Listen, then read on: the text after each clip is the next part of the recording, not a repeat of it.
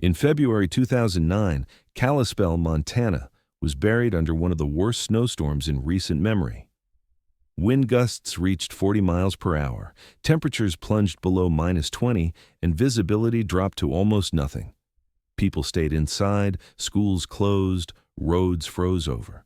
It was the kind of storm that made you think twice about opening the front door.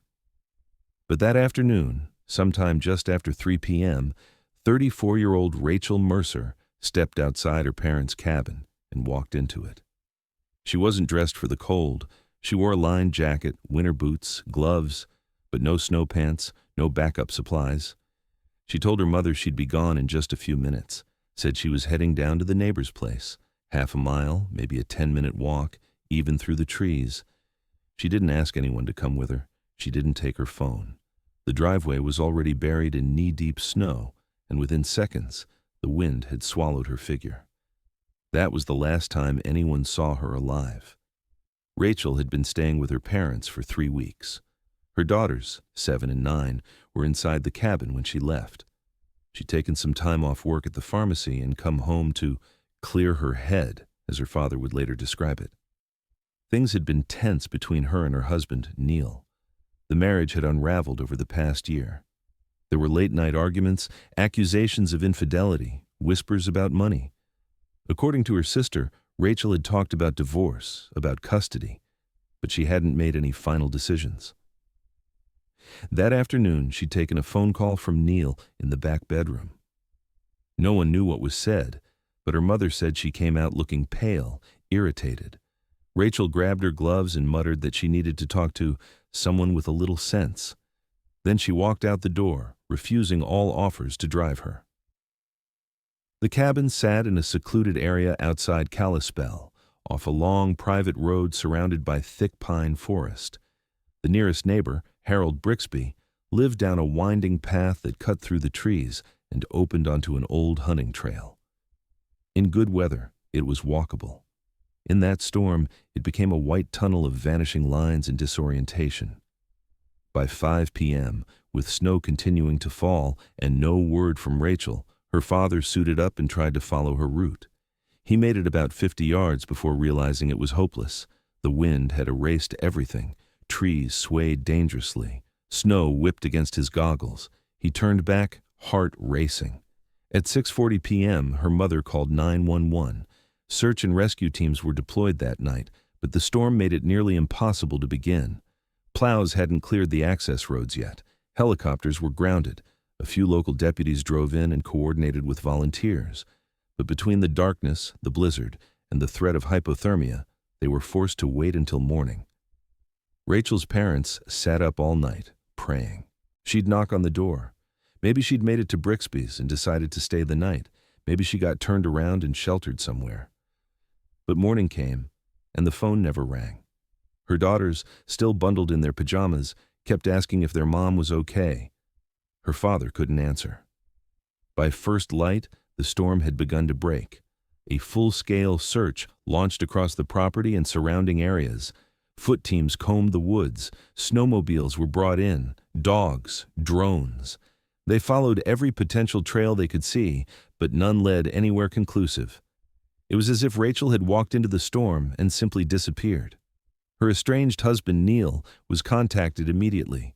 He claimed he was in Missoula at the time of the disappearance, 90 miles south, and later provided time-stamped receipts from a gas station and a credit card transaction that appeared to confirm it. He sounded surprised, shaken, but some who knew him said it wasn't quite grief in his voice, more like confusion or guilt. Within days, the news made regional headlines. Mother of 2 disappears in blizzard. Locals offered their snowmobiles. Church groups gathered to pray. Helicopters scanned the forest when conditions allowed, but no coat, no scarf, no footprints, no broken branches, nothing. The working theory was simple. She got disoriented. The storm disoriented people all the time. Whiteout conditions created what's known as snowblind drift, a visual trick where distances compress and directions blur. She may have turned away from the trail without realizing it, may have collapsed somewhere, miles from where she intended to go. Death by exposure would have been quick. In temperatures that low, a person could lose coordination in under 10 minutes, become unconscious in 30. But her family never accepted that. Her mother especially believed something else had happened, something deliberate.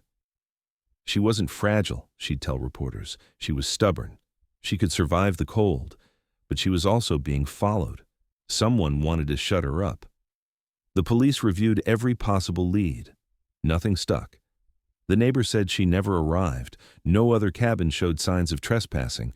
Her footprints had been covered by snow before daylight, and Rachel herself was gone. No trace, no body, no signal.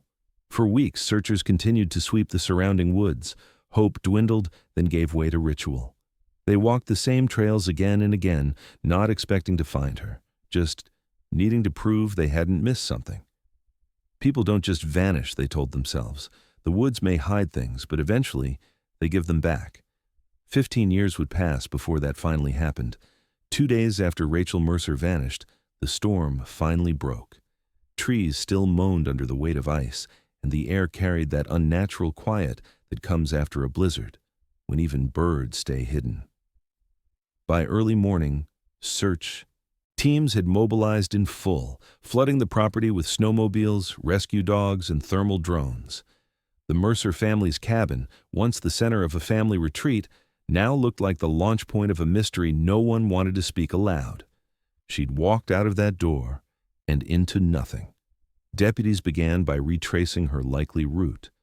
Rachel had told her mother she was walking to the Brixby property, about half a mile through pine-covered forest and over a shallow ravine.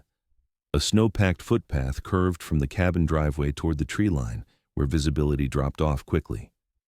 It was here, just past the edge of the yard, that the first partial footprints were found, sunken impressions in uneven powder, almost obscured by wind drift. They were faint, irregular, as if the person had paused or turned. Investigators photographed everything. They marked the spot where the trail began and followed it for about 30 yards until it sloped into the forest. Then, just past a split in the path, where one trail led to Brixby's and the other into deeper woods, the tracks ended. No scuffle, no broken branches, no sign of sliding or a fall. Just nothing. Snow was as clean and undisturbed as if she'd never walked there at all. It was a difficult thing to process at the moment. Search and rescue teams were trained to work with terrain, wind direction, and snow compaction. And yet here, everything conspired to erase her. Dogs brought in from Flathead County were released into the area, circling in wide loops before returning to handlers with no reaction, no hits, no alerts. The animals were trained to detect both live and decaying scent, but in these conditions, any trace of Rachel was buried, perhaps literally. Her parents waited outside the cabin, clutching thermoses of untouched coffee. Her father paced. Her mother kept glancing toward the tree line, as if willing something to emerge. A deputy approached them late in the afternoon with a subdued tone. They had found tracks, but they stopped before anything helpful. No personal items, no clothing, no phone, no trail of distress. Just a path that abruptly gave up its own logic. The family clung to one piece of evidence, Rachel's phone call, the one that had ended mid-sentence.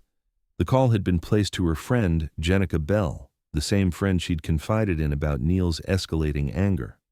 Phone records showed it was made at 3:12 p.m., 4 minutes after she left the cabin.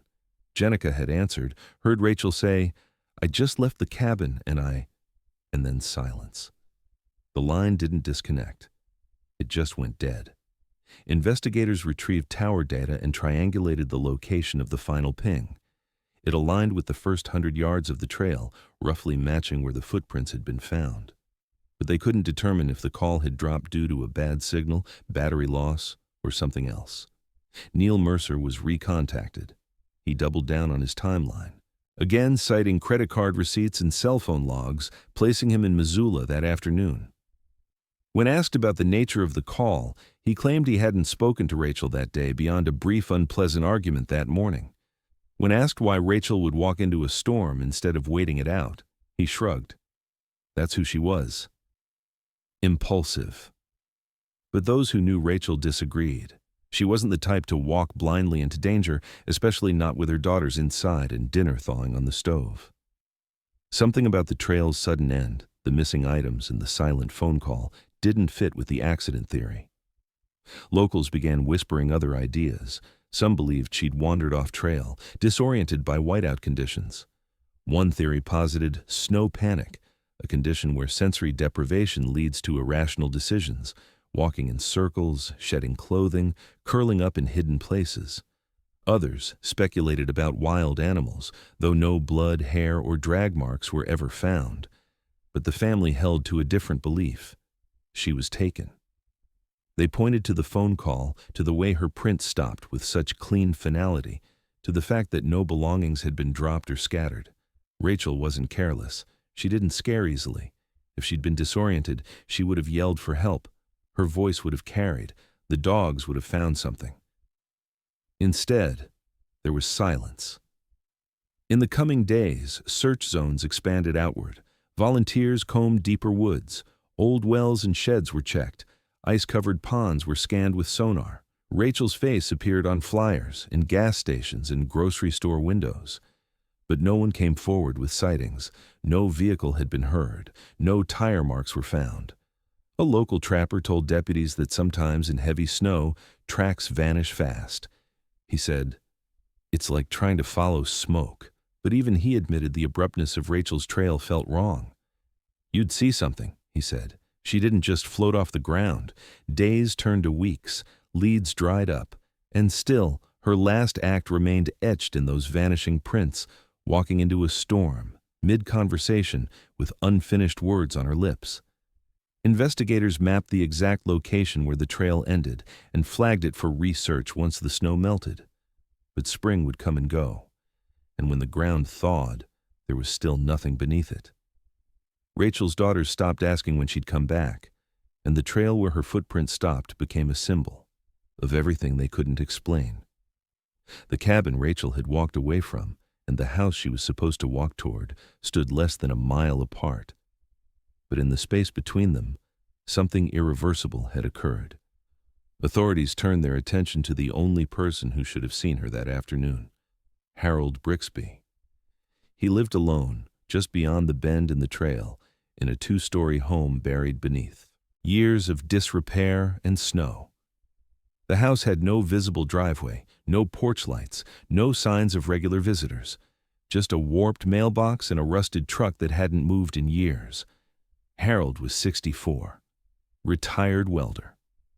I lived in that house for over 3 decades. Locals knew him as quiet, possibly odd, but not dangerous. He rarely left the property except for supply runs, never married, no children. When investigators knocked on his door, 2 days after the storm cleared, he answered wearing 3 layers of flannel and a look that said he hadn't expected company. They asked if he'd seen Rachel Mercer. "No," he said plainly. "Didn't even know she was missing." He claimed he hadn't heard anything unusual that day. The wind had been too loud, said his power had gone out for hours, no phone calls, no knocks, no voices.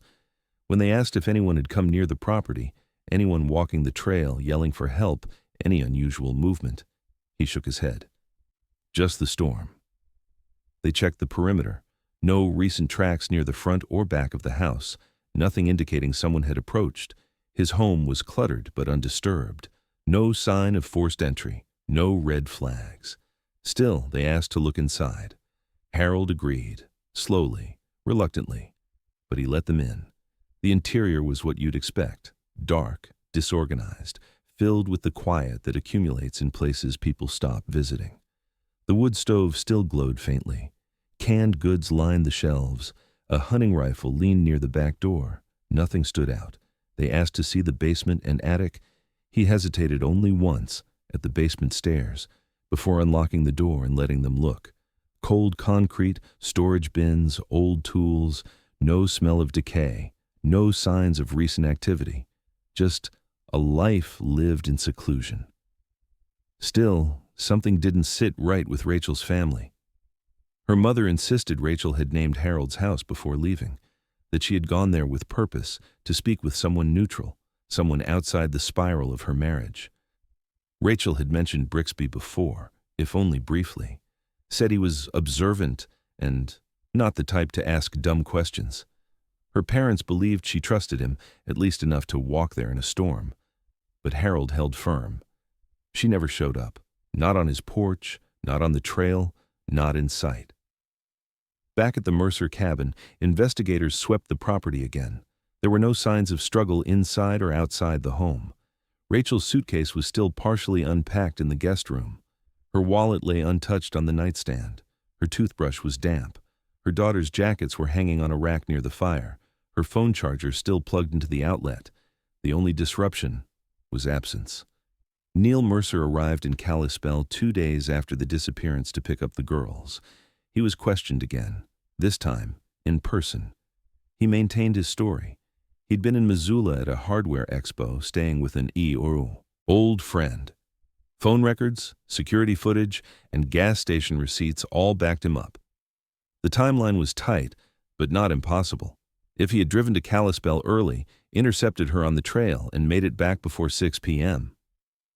Investigators calculated the possibility, but there were no tire tracks, no witnesses, no evidence he'd returned to the area at all that day. Still, something in his demeanor unsettled detectives. He seemed more frustrated than grief-stricken. He talked about Rachel in the past tense, referred to her as that woman more than once. When asked if she had any enemies, he said, "Rachel liked conflict. If she found one, she'd feed it." They asked about the phone call she made to her friend, the one that cut out mid-sentence. Neil claimed to know nothing about it, denied speaking with Rachel that afternoon, but texts from the week prior painted a picture of rising hostility. She'd accused him of lying. He'd called her unstable. There were mentions of custody lawyers and hidden bank accounts, words that simmered with unfinished battles. With no body, no confession, and no witness, the case leaned back toward the obvious. A missing woman walked into a storm and didn't come out. But even that theory began to crumble. Forensic snow pattern analysts were brought in to review drone footage and ground photos from the search. They confirmed what many feared. The storm's wind speed and drift patterns were strong enough to obliterate shallow tracks in under an hour. It was entirely possible Rachel had kept walking, that her tracks had vanished not because something happened, but because nature erased them. But if she had walked toward Harold's, why hadn't she made it? And if she hadn't walked to Harold's, where else could she have gone? There were only 2 houses that day. One she left. One she never arrived at. And in the silence between them, the story froze. In the weeks following Rachel Mercer's disappearance, the public story remained the same. A mother walked into a storm and never returned. But behind closed doors, investigators began piecing together a second narrative, one far more intimate and far less stable. They started with her marriage. Rachel and Neil Mercer had been together for 12 years. On paper, they looked typical. 2 daughters, a modest home in Bozeman, his job in contracting, her part-time pharmacy work. But emails, text messages, and private journal entries told a different story. One of increasing distance, sleepless nights, and ultimatums that went unanswered. Rachel had been unhappy, not quietly, not passively, actively, intentionally. She'd spoken to friends about divorce, saved screenshots of legal resources, and searched terms like full custody Montana and how to serve papers safely. Detectives obtained a warrant for her personal laptop, which had remained in the cabin guest room after her disappearance. On it, they found draft emails, addressed to a family lawyer in Missoula. In one, dated 2 days before the storm, Rachel wrote, "I'm ready to be done. I can't keep pretending this is workable. He's getting unpredictable. I don't want to fight, but I'm not losing the girls." That same day, her browser history included pages on restraining orders and visitation schedules. Neil, when asked about these developments, claimed to know nothing. He told investigators the divorce talk had come and gone months ago. He denied ever being violent or manipulative. Said Rachel had a tendency to spiral, to escalate problems when they didn't need to be. But the tone of his texts suggested something else. In one exchange, just 5 days before she vanished, he wrote, "You're not walking away with them. "You're not winning like that." Rachel didn't respond. Digging further into Neil's background, detectives uncovered discrepancies in his financial records. On paper, he made a decent living. But his bank statements told another story. Frequent ATM withdrawals at casinos, bounced payments on credit cards, and large cash transfers labeled only as loans. He was in deeper debt than he let on, and Rachel knew it. A subpoena of his GPS data, tied to a business vehicle he occasionally used, revealed something he hadn't mentioned in his initial interview.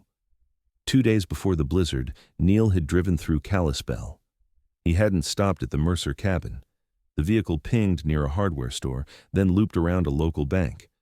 But he never disclosed this visit during any interview. When confronted, he shrugged it off, said it was for supplies, a quick detour. Didn't seem relevant, he told them. Investigators pressed him. Why hide it? I didn't think it mattered. I didn't see her, I didn't talk to her, but now the timeline felt too tight. Rachel vanished on a Wednesday. Neil was in Kalispell on Monday. He knew she was staying at her parents' place. He hadn't mentioned the trip to anyone. And now, she is gone. Still, surveillance footage from the hardware store backed up his presence there. Credit card logs matched the time, and no witnesses saw him approach the Mercer property or make contact with anyone in the family. The distance between suspicion and proof remained frustratingly wide. Police reviewed nearby traffic cameras, snowplow dash footage, even thermal drone scans taken in the hours after the storm. Nothing showed Neil's truck near the trail. No heat signatures matched his profile. And in a storm that violent, any tracks would have vanished in under an hour. With no body, no blood, and no confession, the case hovered in limbo. But the people closest to Rachel began talking more openly. Her sister, Kendra, told police Rachel had become afraid of Neil in the final months, not because he'd hit her, he hadn't, but because of what she called the emptiness, that he'd stopped looking at her, stopped seeing the kids, that she'd wake up and find him staring at her in silence, that she once found a receipt for a gun he never mentioned owning. Other friends recalled her saying she needed to leave while she still had clarity, that she feared staying longer would muddy her resolve, that she had packed extra birth certificates and school records into her bag the day before the storm, that she was planning something. The day she left the cabin, she'd taken none of it with her. Neil, meanwhile, lawyered up. He stopped responding to calls from detectives. Any further questions had to go through legal counsel. He maintained his innocence, cooperated on paper, but little else. The trail behind Rachel had gone cold, and now so had the one in front of Neil. With no new evidence, no recovered body, and no witnesses, the investigation lost momentum. Volunteers faded, news crews moved on, her parents stayed silent in interviews, her daughters stopped asking questions. But one thing stayed with investigators, that unspoken gap between Rachel's last few days and Neil's sudden silence. A marriage with no clean ending, no signed papers, no last goodbye. Just a rift that widened until the only thing left was the storm. And behind it, someone still wasn't telling the whole truth. By 2013, 4 winters had passed since Rachel Mercer vanished. Her name had faded from headlines. News segments had stopped airing her photo. The case had been folded into the ever-growing archive of unsolved disappearances in rural Montana, another cold file with no witnesses, no evidence, and no body. But her mother, Donna Mercer, refused to accept silence as closure. She still drove the old route to the cabin every season, still called her daughter's phone number twice a month, still marked anniversaries with fresh boots and flashlights lined up in the trunk. That winter, she decided to act on her own. She hired a private investigator named Matt Raskin, former state police, now working freelance out of Missoula. He wasn't cheap, but he had a reputation for taking difficult missing persons cases seriously, especially the ones the system had let go quietly. Donna gave him everything: old trail maps, weather reports, Rachel's handwritten journals, the few photos that remained from that final trip. She handed him the grief she couldn't carry anymore and asked him one thing: find something. Raskin reviewed the original investigation files before visiting the site. The official search log showed extensive sweeps in the week following Rachel's disappearance, but very little follow-up afterward. The zone where her footprints had vanished just before the wooded split had been catalogued, searched, and deemed inconclusive. It had never been re-examined with a thaw or with updated techniques. Raskin didn't believe in ghosts, but he did believe in missed details.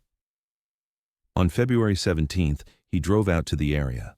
No press, no law enforcement, just him, a handheld GPS, a snow probe, and a GoPro he clipped to his jacket. He parked near the entrance to the trail and began walking the same route Rachel had likely taken. The snow that year wasn't as deep, clearer skies. The tree line remained dense, brittle with cold, but visibility was manageable. About 300 feet in, just past the bend where Rachel's tracks had vanished, he spotted something odd wedged between two trees. A scarf, pink and gray, child-sized, partially frozen to the bark, no visible blood, no tags. It was too small to belong to Rachel, but it looked freshly weathered, frayed at one end, as if torn or snagged. He documented it, sealed it in a bag, and moved on. A few yards ahead, he noticed a stretch of branches broken in a pattern, horizontal, mid-height, not fallen from snow weight. They looked snapped, deliberately, as if someone had moved through them and cleared a rough path. He followed the disturbance another 50 feet before losing the line again. Nothing definitive, but enough to suggest movement beyond the original search radius. Then came the hair clip. It was plastic, pale green, and half buried in a bank of compact snow beneath a low pine. He almost missed it. When he dug it out, the teeth were still intact, no signs of a struggle, but the shape and color matched the style Rachel had frequently worn. Simple, utilitarian, not decorative. Her mother later confirmed it looked exactly like one she used to keep in her coat pocket. But DNA testing was inconclusive. No hair was recovered, no identifying marks. Raskin compiled his findings into a 12-page report, complete with timestamps, photos, and mapped coordinates. He submitted it to the Flathead County Sheriff's Department, requesting an evidence review and a second search team. They declined. Their reasoning: the items were found 4 years after the disappearance, outside the original perimeter, and had no confirmed link to Rachel. The area was frequented by hikers, hunters, and even off-season campers. Without a direct forensic match or new witness, the case remained inactive. Donna was devastated. She had believed, just for a moment, that they were close, that something physical, something real, had cracked open the silence. But again, the system folded in on itself. No news station picked up the story. No public notices were issued. Her daughter's name stayed buried in the same 4 paragraphs written back in 2009. Still, Raskin stood by his theory. In his report, he wrote, "There is sufficient indication that the victim may have changed direction, deviated from the neighbor's trail, and entered a denser section of the forest. Whether by disorientation or coercion, the signs suggest movement beyond the original path." He stopped short of suggesting foul play, but in a follow-up call with Donna, he used a different word: lured. He speculated that Rachel may have seen someone, maybe another trail user, who offered help or a shortcut. Someone she didn't perceive as a threat. He pointed out that she'd been under stress, distracted, focused on reaching the neighbor's house, and she had walked into a blizzard alone, the perfect conditions for a misjudgment or a trap. Donna kept the scarf and the clip in a sealed case, not as evidence, but as reminders. To her, they weren't loose ends. They were signposts. Something had happened beyond that split in the trail, something that had never been searched for properly, something that may have left its shadow behind in the woods long after the footprints had vanished. She still didn't have a body, still didn't have a name. But in that second search, she'd found a different kind of proof, that the silence wasn't empty. It was hiding something, and someone had made sure of it. In January of 2024, 15 years after Rachel Mercer vanished into a winter storm, 2 hunters hiked into an area near the Canadian border few people had reason to visit. The land was dense, unpatrolled, riddled with dead trees and sinkholes. The game rarely passed through anymore, but it had always been rumored to be good for elk after an early freeze. The hunters, both local men in their 40s, had wandered well off any marked trail, moving north of Flathead National Forest, where private property blurred into disputed federal boundaries. What drew their attention wasn't movement or sound, but a strange splash of faded color ahead. It was a wooden sign nailed haphazardly to the trunk of a leaning pine. The words on it were jagged and uneven, carved deep by knife or chisel, though the letters had been partially filled by frost. Not here. Keep going, the men stopped. I took a photo. At first they assumed it was a leftover from a landowner or trapper, some crude territorial marker, but the tone didn't feel like a warning. It felt like a message, and it pointed to something behind the tree. Roughly 15 feet beyond it, partially hidden by a collapsed log, they spotted a small clearing. In the middle of it was a rusted metal thermos, toppled sideways, wedged between rocks. Nearby, a child's sock, faded yellow with cartoon bees, lay under a patch of crusted moss. And just beyond that, tangled in half-frozen roots, was the shredded outline of a backpack. They didn't touch anything. They didn't keep walking. One of them took a second photo, activated GPS location tracking on his phone, and made a call to the Flathead County Sheriff's Office. Within 48 hours, the area had been secured and flagged as an active investigation site. Search teams were flown in by helicopter. Forensic units arrived in layers of thermal gear. The hunters gave their full statements and were cleared of any connection to the discovery. Their phones, however, provided critical early images and coordinates, allowing investigators to trace the precise location of every object before the scene was disturbed. The backpack was in poor condition. Nylon fibers had decayed from weather exposure, and the zippers had rusted shut. Still, inside the front pouch, they found remnants of a granola wrapper, a capped tube of chapstick, and a cracked sunglasses case. Faded initials were printed inside on a laundry label, RM. When they contacted Rachel Mercer's family, her sister confirmed the design immediately. That was hers, she said. She took it on every trip. She packed it when she left our house. DNA swabs taken from the inner lining confirmed it. It was Rachel's backpack. But the sock, small, curled, and partly embedded in frozen lichen, did not belong to Rachel's daughters. It was far too small. Lab tests later showed it had been worn by a toddler between 18 and 24 months old. Even more disturbing, DNA from the interior cuff revealed a partial profile. It was female. No match to Rachel, her daughters, or anyone in the National Missing Persons database. There had been another child there.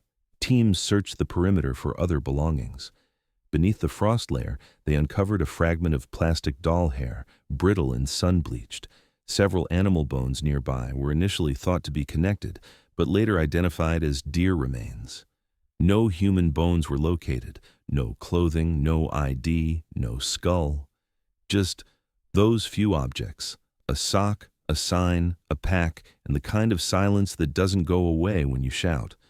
What puzzled investigators most was the positioning of the items. The thermos was upright at some point, then knocked over. The sock lay separate from the backpack, as if dropped or discarded. And the sign, "Not here." "Keep going," had clearly been placed intentionally. But by whom? And why? The nail that held it in place was old but not ancient. Forensics estimated it had been there less than a decade, long after Rachel vanished, which meant someone had returned to the site, someone who knew what it was and wanted to divert attention. The case was reopened within days. Detectives began re-examining every statement, every piece of prior evidence. They re-interviewed the original search team members, brought back the private investigator from 2013, re-ran Neil Mercer's cell records, bank logs, everything. But nothing connected directly to that off-trail discovery. The site was nearly 12 miles north of the original search radius. There were no roads leading to it, no cabins, no cleared paths. Whoever had gone there had known exactly where to go. The media caught wind within a week. Rachel's name was back on television, back in headlines. Reporters lined the county building. Rachel's mother, now gray-haired, slower, quieter, held a photo of her daughter outside the courthouse and said, "She's been trying to come back this whole time. You just have to look where they didn't want you to." The sock's DNA was submitted for international cross-reference. No hits. But quietly, The FBI requested access to the locations or coordinates. When pressed, they gave no comment. For the Mercer family, the discovery changed everything. Rachel hadn't just vanished, she had been somewhere, with someone, possibly with a child that wasn't hers, possibly alive longer than anyone had guessed. The backpack, the sock, the sign. They didn't remain. They were instructions, and someone had hoped no one would follow them. But now, someone has. The discovery site was locked down for nearly 6 weeks. Snowfall in the northern borderland had been erratic, warming just enough to thaw the first 6 inches, then refreezing overnight, layering the ground with ice harder than concrete. Every inch of soil had to be steamed and sifted by hand. A forensic anthropology team from Missoula was brought in. They mapped the site using ground-penetrating radar, identifying a shallow cavity beneath a curtain of exposed tree roots where the moss-covered backpack had been found. On the 12th day, they found the first piece, a fragment of human radius bone, brittle but intact. By day 16, more followed, parts of a pelvic bone, 3 ribs, then the right side of a skull. It wasn't a full skeleton. Frost movement, root pressure, and time had displaced the rest. But the key pieces were there, and most of them still spoke. Dental records made the identification conclusive. The remains belonged to Rachel Mercer. The skull told the rest of the story. A fracture ran along the left temporal bone, sharp, decisive, indicative of blunt force trauma. Not accidental, not environmental, not caused by a fall. It had the distinct characteristics of a single, heavy impact, delivered from behind. The forensic pathologist's report estimated the injury occurred at or near the time of death. The wound would have been immediately incapacitating. It didn't rule out further injury or movement afterward, but it confirmed what Rachel's family had long suspected. She hadn't wandered off. She hadn't simply disappeared. Someone had taken her life. Near the shallow grave, investigators found cloth fibers embedded in the soil. Most were too degraded for DNA analysis, but the color, gray-green, matched what Rachel had been last seen wearing, a canvas field jacket borrowed from her father. That jacket was never recovered, but the most significant piece wasn't buried. It was hidden just beneath the surface, pressed between packed leaves and frost-hardened clay. A phone. Cracked, weather-warped, with a shattered screen and a corroded battery. It had likely been buried deliberately, wedged into the earth before the final snow that sealed everything shut. The make and model matched Rachel's, a 2007 slider phone with minimal storage. Detectives transported it to the FBI Digital Forensics Lab in Helena, where recovery began immediately. It took 11 days to power the device without destroying it. What they recovered changed the case. There were 2 voice memos stored in the phone's onboard memory. Both recorded the same afternoon Rachel disappeared. The first was 39 seconds long. Rachel's voice came through faintly, muffled by wind. "I just left the main path. He said it was a shortcut, but I don't see anything yet. I think I made a wrong turn. This doesn't look right. Trees are... Hold on, someone's..." Then static. No ending. The second recording was shorter, less than 10 seconds.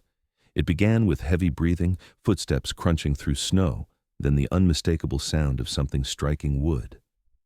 A pause. Then Rachel whispered, "He's still behind me." No names, no coordinates, no timestamp metadata, only the raw audio and 1 other item stored in the device, a single blurry image taken with the phone's rear camera. It showed trees, shadows, and a figure. The man stood at the edge of the frame, partially obscured by branches, tall, wearing a hooded camouflage jacket, face not visible, but enough detail remained to tell it wasn't random. He wasn't just passing through. His posture, his distance, he was following her. Investigators compared the image to known persons of interest, including Harold Brixby and Neil Mercer. Neither matched the height or frame, but what chilled detectives was the setting. The trees in the photo were not from the original trail, not from anywhere near the Mercer cabin. Botanists brought in to analyze the bark and leaf structures confirmed the tree species in the photo only grew near the northern border, within 5 miles of the discovery site. Rachel had somehow made it that far, or been taken. The working theory solidified. Rachel had been lured off her path, led deep into the woods by someone she didn't initially fear, someone who offered help, maybe directions, maybe false urgency. But somewhere along that detour, she realized the truth and tried to record it. The grave had been shallow, covered, but not expertly. Whoever had buried her knew enough to avoid detection for years, but not enough to ensure it stayed buried forever. The sign nailed to the tree, the sock, the thermos.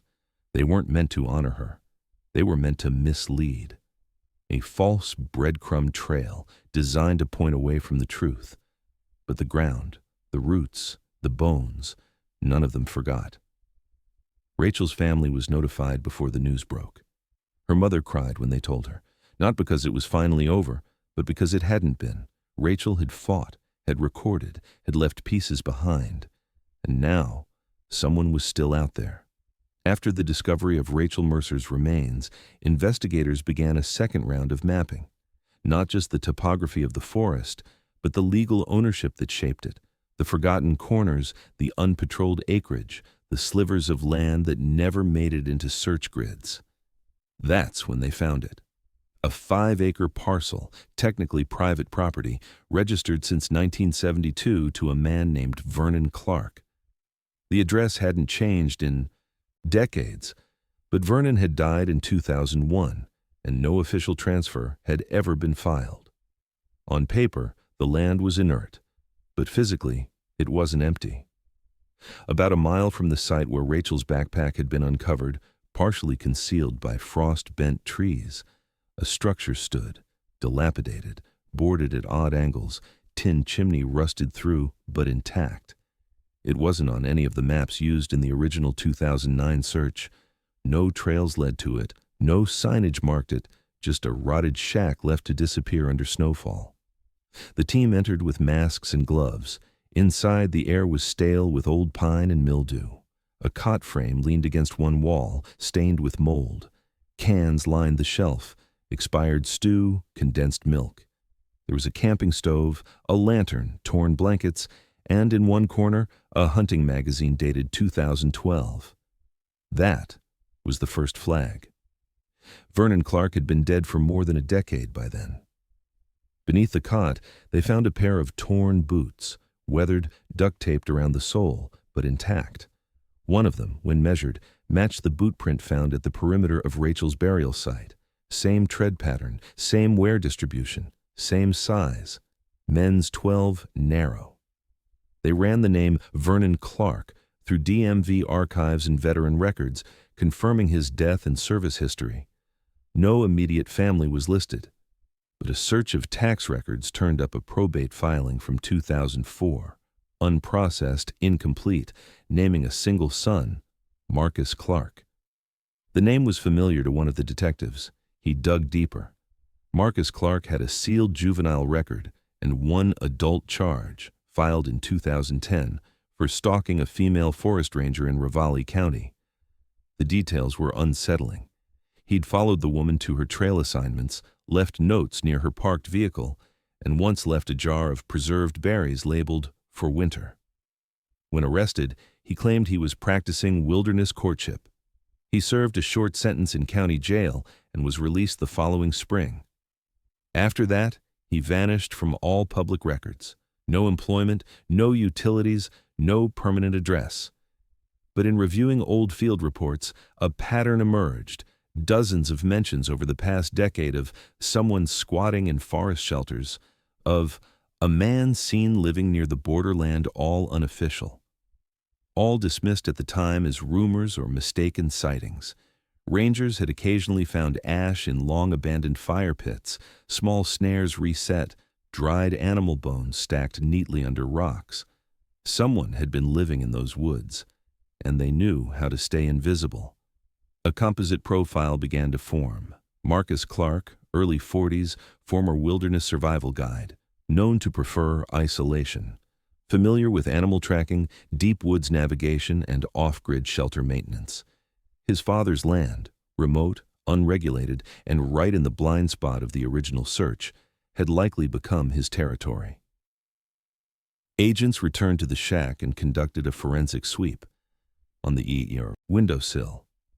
They recovered a sliver of adhesive tape. Fibers matched duct tape consistent with that used to seal Rachel's phone, which had been recovered from her burial site. Near the stove, they found part of a ceramic mug with embedded hair. DNA testing showed it was a male Clark family match. At that moment, investigators knew. Whoever had lured Rachel into the trees had not been passing through. He'd been waiting, living there, watching. Marcus Clark had evaded attention for nearly 15 years. After his 2010 release, there were no sightings, no credit history, no digital footprint. But his proximity to Rachel's grave, the matching boot print, the items found in the shack, everything pointed to a man who had lived closer to the crime than anyone ever guessed. He hadn't stumbled upon her. He'd known the terrain better than anyone, probably watched the early searches from the tree line, knew exactly where to place her body so it wouldn't be found. Until now. A nationwide warrant was issued for Clark's arrest. Sketches circulated. Old driver's license photos were run through facial recognition software. But there were no hits, no social media, no cell towers pinged. He'd become what he was always trying to be, off-grid, out of sight, and beyond reach. But the investigators knew something he didn't. Bones don't stay buried forever. And neither do patterns. Because wherever Marcus Clark had gone after Rachel, there were likely others. Other trails, other signs. The shack was sealed off as evidence, a silent, rotting monument to a man who lived in the blind spot of 2 counties, 1 investigation, and a storm that had covered his steps just long enough. By the time digital forensic teams finished reconstructing Rachel Mercer's damaged phone, the entire case had shifted from a cold disappearance to a criminal investigation. The memory card had corroded after years underground, but data fragments remained, low fidelity, degraded, but not erased. The specialists worked frame by frame, pulse by pulse, until 2 voice memos emerged, time-stamped February 18, 2009, both recorded in the hour after Rachel left her parents' cabin and stepped into the blizzard. The first memo was just under 20 seconds. Rachel's voice came in soft, breathy, almost whispering. She sounded unsure but not yet afraid. He said the trail was faster this way, but I don't see a trail anymore. Everything looks the same.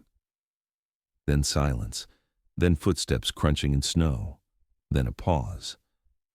The clip ended there. No names, no clear location, but the context was damning. Rachel had encountered someone on the trail, someone she believed was helping her, someone who diverted her from the original path. The second memo was harder to hear, 9 seconds long, background wind saturating the recording. Her breathing was quicker now.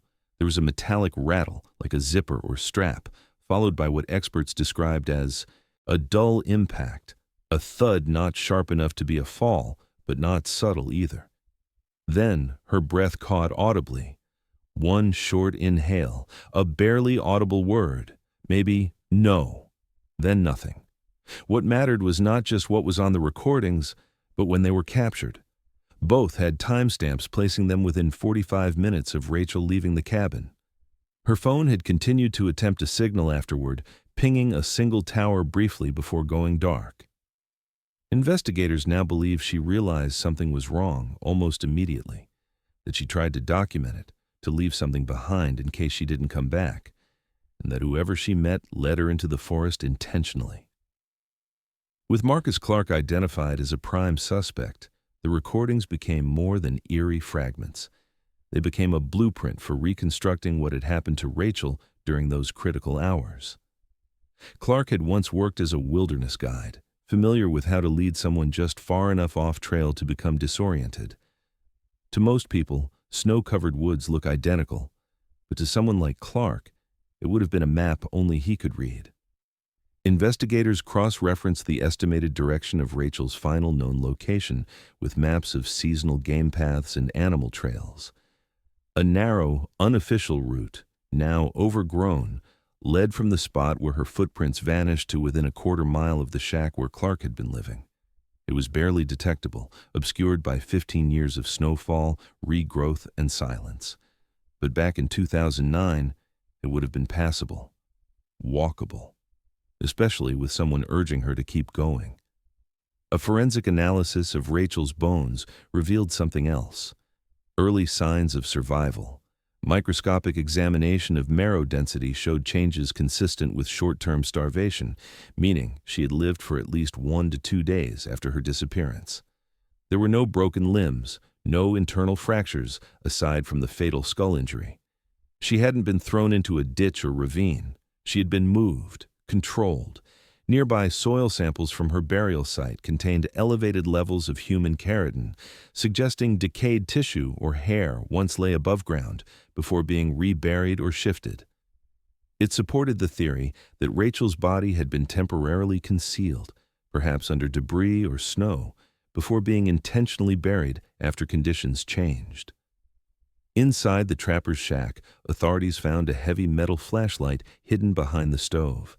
It had traces of organic material too degraded for complete DNA analysis, but consistent with blood. Its weight and shape aligned with the injury to Rachel's skull. No fingerprints remained, the handle had been taped, but its presence, within a structure tied to Clark just a mile from her grave, was one more link in a chain tightening around the same name. Experts also began reanalyzing the photo recovered from Rachel's phone, the blurry shot that showed a man in camouflage standing in the background. A digital render extracted more shadow detail than originally visible. It confirmed a distinctive outline: a pouch on the chest, a side holster, and a curved walking stick, all items similar to those later found in the shack. It wasn't enough for facial recognition, but enough to say, this wasn't a stranger passing through. This was someone prepared to stay out there for a long time. Rachel's family listened to the recordings in private, away from the media. Her sister later told investigators it was like hearing her heartbeat again, then losing it all over. But for them, the recordings brought something else too: vindication. For 15 years they had insisted Rachel hadn't simply gotten lost, that she wasn't careless or naive, and now her voice proved it. She had known something was wrong. She had documented it. She had fought in the only way she could. Investigators now believe Rachel may have been held, however briefly, at the shack. The absence of visible restraint marks leaves questions, but the terrain, the lack of footprints, the items buried near her body, all suggest calculated effort to erase her presence. Clark didn't panic. He executed a plan. The recordings didn't catch his name, but they caught something more powerful: his method, his manipulation, his presence. And in those seconds, Rachel Mercer left behind what no storm could bury: her story. In March 2024, just 8 weeks after Rachel Mercer's remains were identified, a tip came in from a wildlife ranger outside of Priest River, Idaho. The ranger had recognized a face from a circulated composite sketch posted by the Flathead County Sheriff's Office. An older man, tall, wiry, often seen trapping mink and drying pelts along the waterline. He went by the name Mark Harlan, lived in a hand-built shelter off a decommissioned logging road, paid in cash, kept to himself. But something about the eyes had stayed with the ranger: the shape, the stare. When the sketch was released, he couldn't shake the feeling. It was the same man. Deputies coordinated with Idaho authorities. Within 48 hours, the property was surveilled. Agents moved in slowly, without alert. There was no resistance. They found him skinning a squirrel in front of a small fire, wearing a frayed parka and mismatched boots. He gave a false name twice, then said nothing. Fingerprinting confirmed it: Marcus Clark. He hadn't used legal identification in over a decade. No tax records, no bank activity, no medical history since 2011. But his DNA had quietly made its way into a national cold case database months earlier, when authorities submitted the profile from the child's sock found near Rachel's burial site. It matched a partially preserved genetic sample taken from a different unsolved file: the disappearance of a woman named Laura Brindley, last seen in Missoula in 2011. She had been traveling with her 3-year-old daughter. Both had vanished. Now the sock told the truth. The girl was his child.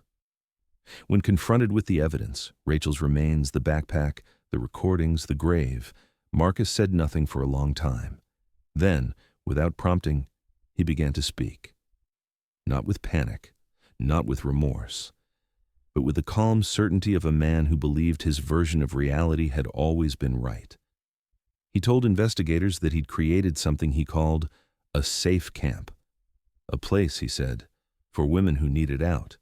Women who were too broken to go back to the world. He claimed he never forced anyone, that he found them, that he read the signs, that Rachel had looked like someone trying to disappear. He said she was cold, distracted, easy to guide. They asked him how he'd made contact. He said, "She came into the trees. I just pointed her away from the road." He claimed Rachel followed willingly at first. He told her the cabin was unsafe, that someone was coming, that he could take her somewhere better. He described leading her through a half-buried deer trail, helping her across a frozen stream. He said she asked questions, said she was smart. He said she talked about her kids. Then, he said, she panicked. She wanted to go back, started yelling. That couldn't happen. He said the snow absorbed most of the noise, that he told her to calm down, that he tried to stop her from running. "I hit her once. That was it." When asked what he used, he paused, then said, "Something heavy." Don't remember what he admitted to burying her under a hollowed root. Said he returned the next day to place her phone deeper in the ground, so it wouldn't confuse anyone. He claimed he didn't want her to be found, but didn't think of it as hiding a crime. To him, she had chosen not to stay. He never mentioned remorse. Further questioning tied him to the disappearance of Laura Brindley and her daughter, but he offered no details. Just said they were gone now. No bodies were ever recovered. Marcus Clark was charged with second-degree murder in the death of Rachel Mercer. Additional charges related to kidnapping and obstruction were filed under Montana jurisdiction. Idaho extradited him quietly under heavy escort. He remains in custody, awaiting trial. Rachel's remains were released to her family in late spring. Her mother chose not to hold a public service. Instead, they buried her on a hillside overlooking the same valley she used to hike as a teenager. A small plaque marks the grave. No headline, no fanfare, just her name. The media ran a final cycle. 15 years later, Montana mother found. Survivalist confesses to hidden camp, but then it too faded. Behind the scenes, the cold case team closed Rachel's file. They rechecked their old maps, added the shack, remarked the path she had taken, reclassified the trail she'd vanished on as a known abduction. Corridor, though they didn't use that word publicly. Not yet. Donna Mercer, in a quiet statement to investigators, said, "He didn't take her from us. Time did. All those years she was underground, and none of us could hear her. But the earth had heard. It had held the sock, the backpack, the voice recordings, the bones, and in the end, the ice gave them back.